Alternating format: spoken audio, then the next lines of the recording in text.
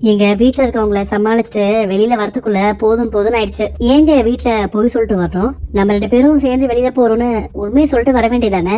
நான் மட்டும் உங்க கூட சுத்துறது எங்க அம்மாக்கு தெரிஞ்சதுன்னா அப்புறம் எனக்கு உங்களை ரொம்ப புடிச்சு போயிடுச்சுன்னு நினைக்க ஆரம்பிச்சிருவாங்க. என்னங்க சொல்றீங்க? புடிச்சு போனதா நினைப்பாங்களா? அப்ப நிஜமாவே உங்களுக்கு என்ன பிடிக்கலையா? அப்படி சொல்லல, பிடிச்சிருக்குதான். ஆனா இன்னும் கல்யாணம் பண்றதுக்கு ஓகே சொல்ற அளவுக்கு பிடிக்கல. காஞ்சிபுரத்துல உங்களுக்கு ஃபேவரட்டான இடம்னா இது?